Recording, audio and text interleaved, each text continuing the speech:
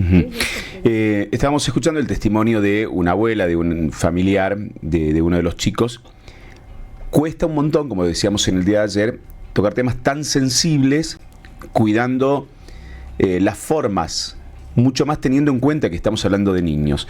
Vamos a saludar a Alejandro William Becker, que es subsecretario de Políticas Socioeducativas, con él hemos charlado ya en otras oportunidades, para entender de qué manera se maneja una situación de estas características por parte del Ministerio de Educación. Alejandro, buen día. José Corbacho, desde la mañana de CNN Salta. José, ¿qué tal? ¿Cómo te va? Saludos ahí a la mesa y a la audiencia. Y bueno, gracias por el invitación. Ahí tenemos algún inconveniente, me parece que estás utilizando el manos libre como para poder escucharte con claridad y tratar de entender por dónde va la... A ver. Voy a tratar, ahí se escucha mejor. A ver, nos vas contando y si tenemos algún inconveniente para escucharte te lo decimos. Contanos cómo ha manejado, cómo manejan desde educación un tema de estas características. Bien, como bien decía, nosotros, digamos, la prioridad, en primer lugar, en un caso como esto, es el resguardo de los derechos de los niños, ¿no? Nosotros, cuando intervenimos en estos casos, en la enorme mayoría de los casos, estamos tratando de con menor edad, con lo cual tenemos que poner en primer lugar el derecho de los niños y sobre todo también dentro de ese marco el derecho a la privacidad. Por eso son temas en los cuales es muy sensible dar difusión, ¿no? Porque prima ese derecho sobre cualquier derecho, por ejemplo, que pueda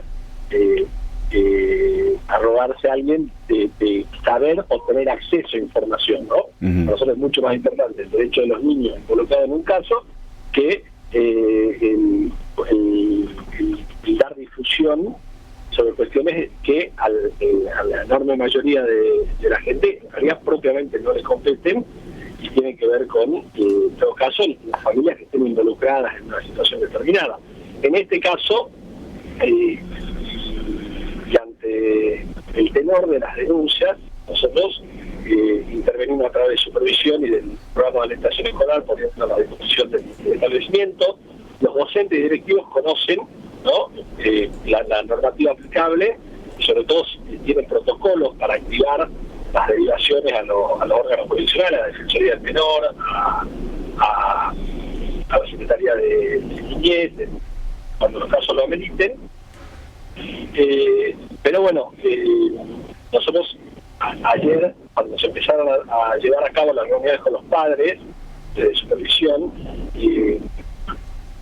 había un desacuerdo entre las primeras acusaciones, el tenor de las primeras acusaciones que se habían hecho a nivel mediático y lo que se comentaba en la reunión. Y esto es muy importante, porque uno no puede salir a decir la barbaridad de un chico y después en una reunión, cuando tiene la autoridad enfrente, desdecirse o bajarle el tenor a la acusación, porque bueno, lamentablemente las dinámicas sociales hacen que estas cosas se repliquen. Estamos revictimizando niños, ¿no? Esto me parece que es importante. Perdón, esto, Alejandro, ¿esto ocurrió? ¿Que hubo una acusación a los medios fuera de la escuela y después se bajó el nivel de acusación en la reunión? En la reunión de supervisión, lo que reportaban los padres no coincidía con lo que se había reportado a nivel mediático, ¿no? Sobre todo con el uso de palabras que hacen referencia a propiamente delitos, ¿no?, que no son en principio achacables a un menor.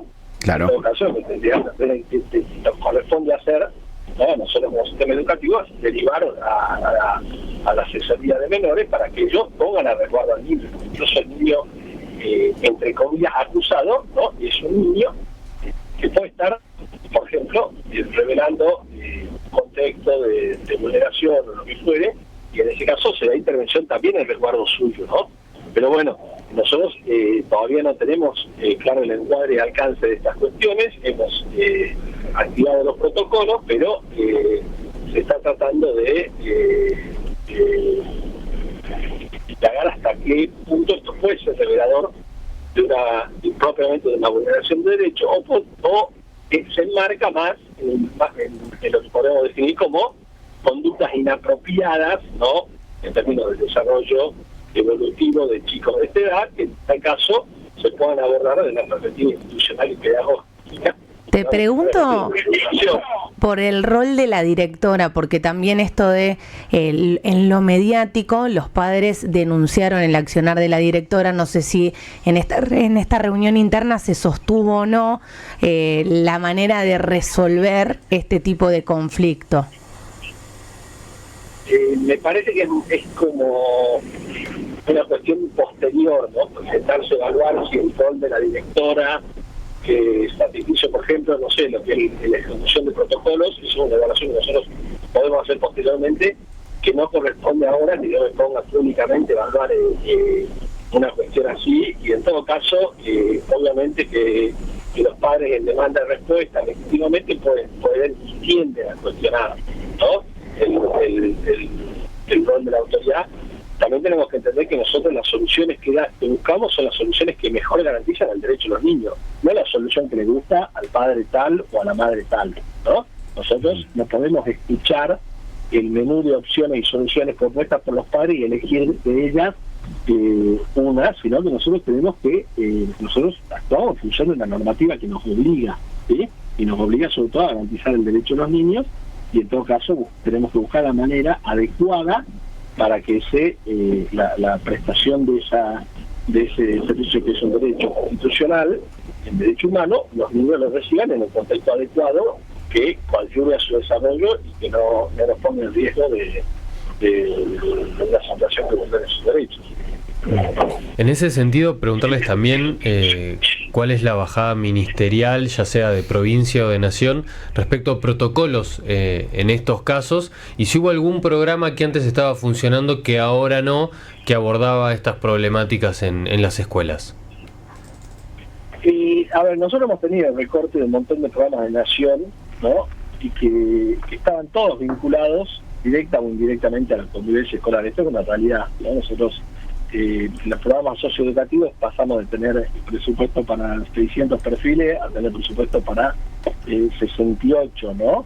Y eso obviamente impacta sobre todo en los contextos más vulnerables, donde hay toda una serie de programas que funcionan en la escuela y que operan como mecanismo de contención, lugares de cuidado donde verdaderamente, por ejemplo, chicos que en su casa tienen un contexto complejo, chicos que son víctimas de violencia intrafamiliar, encuentran un ámbito de acogida e incluso un ámbito donde son capaces de revelar y contar lo que les está ocurriendo, ¿no?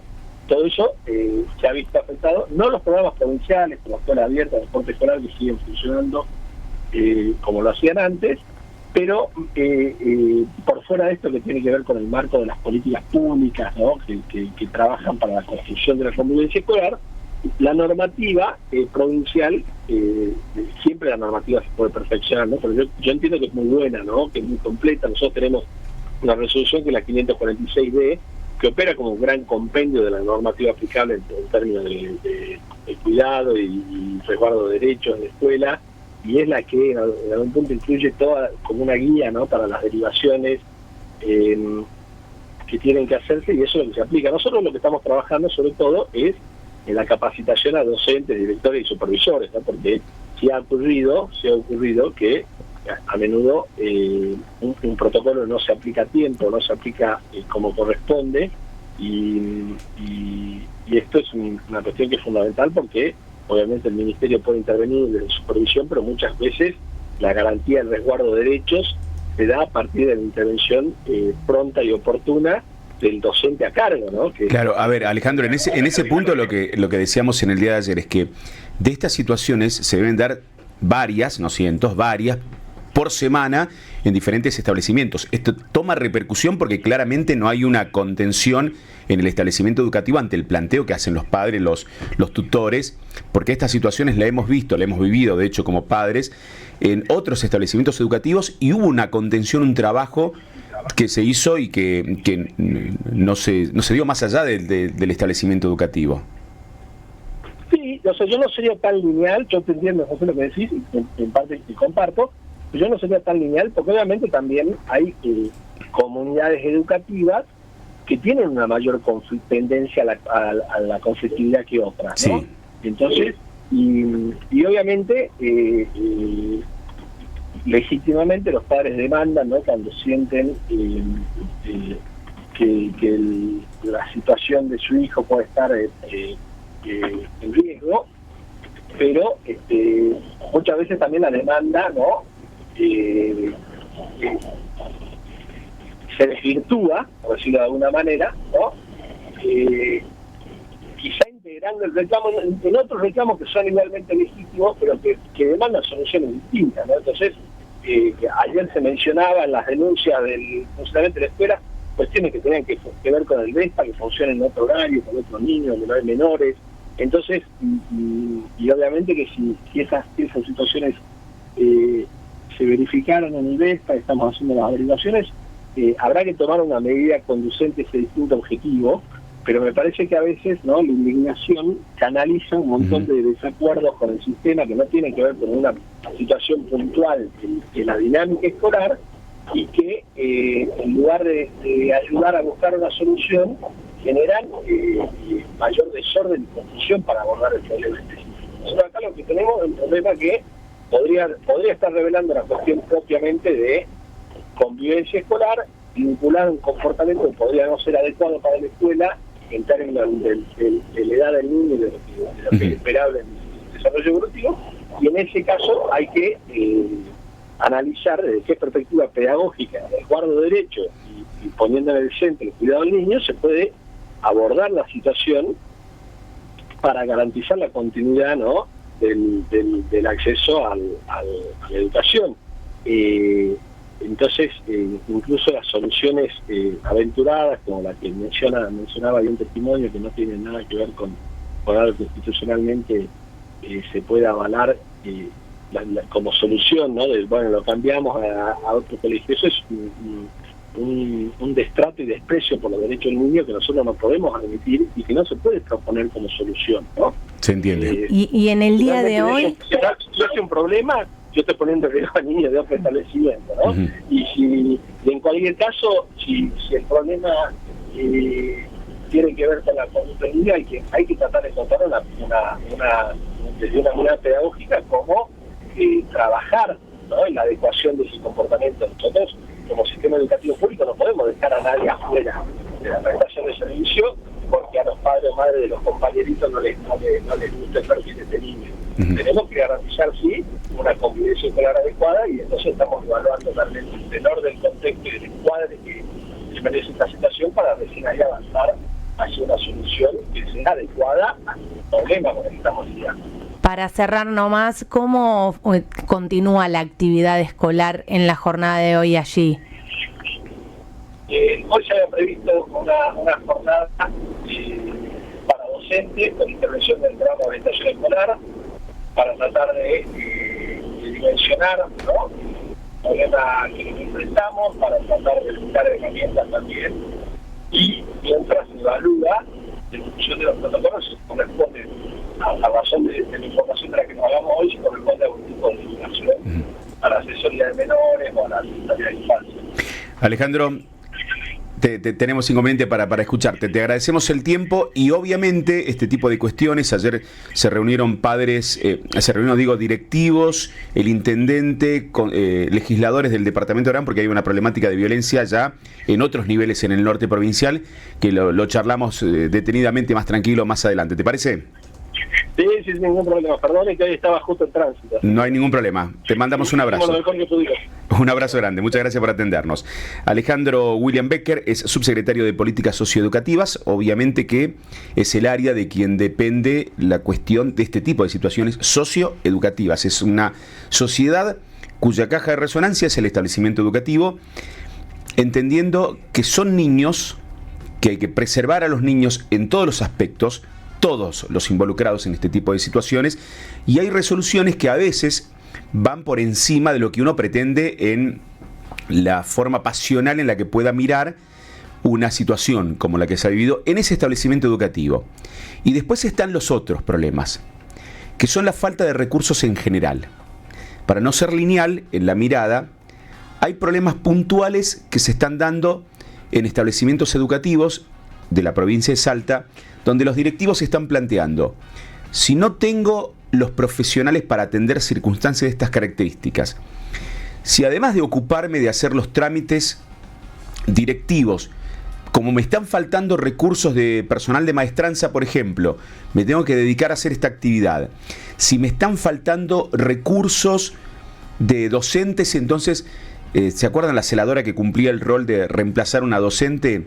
Y en algunos casos es eterno y ya termina siendo la docente, la celadora, la preceptora. Bueno, el provisorio para siempre de Argentina. Muy argento. Hay problemáticas realmente puntuales que se vienen planteando en diferentes lugares de la provincia. Y así, para preservar a los chicos, justamente, hay que darle a los establecimientos educativos los recursos que necesitan. Sin los recursos necesarios, por más que tengamos una forma de manejar un protocolo de manejo de situaciones, créanme que no hay una resolución fácil cuando no tenés los recursos necesarios.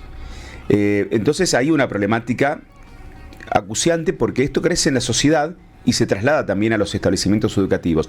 Y lo que estuvimos hablando fue un establecimiento de nivel primario. Ya en secundaria la problemática es mucho más amplia, más compleja, mucho más difícil de resolver, como te pasa a vos papás con un chico que va a primaria y a vos papá con un chico que va a secundaria. Todos sabemos las diferencias de problemas entre comillas, de circunstancias que nos tocan atravesar a los padres de acuerdo a la etapa escolar de nuestros hijos. Pero sin los recursos necesarios no hay protocolo que pueda funcionar.